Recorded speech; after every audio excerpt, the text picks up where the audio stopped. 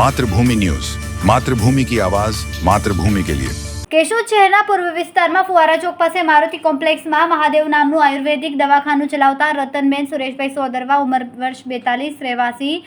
રાણેગભરા પોતાના આયુર્વેદિક દવાખાને હાજર હતા ત્યારે બાજુમાં આવેલ ખાતરની દુકાનમાં કામ કરતા બહેન સાથે પાણી ઢળવા બાબતે બોલાચાલી થતાં વાળ પકડીને ખેંચીને ખાતરની દુકાનમાં ડસડી લઈને 2-3 લાફા મારીને ધમકી આપી હતી। જ્યારે ખાતરની દુકાનના મુખ્ય વ્યક્તિને ફોન કરતા ગેરવર્તન કરીને ભૂંડી ગાળો આપીને ચારિત્ર વિશે ખરાબ ગાળો આપીને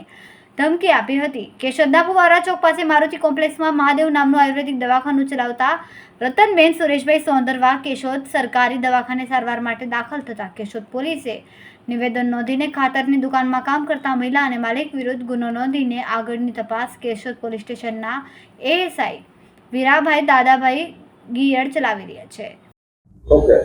મારું નામ છે સોંદરવા રતનબેન છે। હું રાણીપરામાં રહું છું ને આજથી 4 વર્ષથી હું ફુવારા ચોકમાં હું મારી આયુર્વેદિક શોપી ચલાવું છું અને એમાં એક બાજુમાં છે કે મારી બાજુમાં ખાતરની દુકાન કરીને એવા એક લોકો આવ્યા હતા, બંને એક છોકરો છોકરી રહેતા હતા, બરોબર છે, પણ અમને એની કઈ એવી જાણબાણ નહોતી ને કોઈ એવા બેનર હતા નહીં ને એ લોકો અહીંયા રહેતા હતા, પણ આના આજે એપાર્ટમેન્ટમાં 2 જગ્યાએ ફેરવી અને એ લોકોને ખબર નથી કે શું કરતા હોય, પણ એ શટર પાડીને જે તે કરતા હોય એ તો મને ખબર નથી, પણ એ લોકો આવે ત્યારે શટર એનું આમ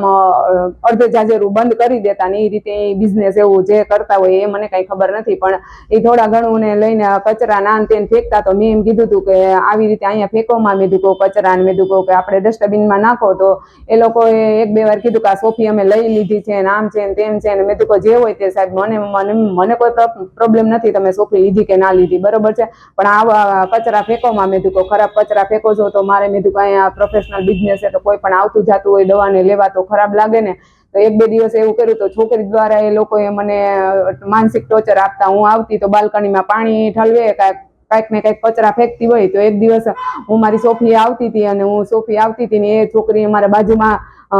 કોઈ ભાડુતીના મકાન છે એને કંઈક મકાન પાડી ગયેલા છે તો એમાં એ કચરો અને કંઈક પાણી ને એવું ફેંકવા ગઈ હતી, મેં કીધું કે ત્યાં ફેંકમાં એની પાસે મારી સોફી છે એટલે ઝઘડો થાય એવું ન કરાય, ડસ્ટબિનમાં નખાય, તો છોકરી મને અવારનવાર ગાળો બોલવા માંડી, જેમાં એમ વર્તન કરવા માંડી ને મારા વાળ ખેંચીને એના ઓફિસમાં લઈ ગઈ ને એના સિનિયરને પછી મેં એને પછી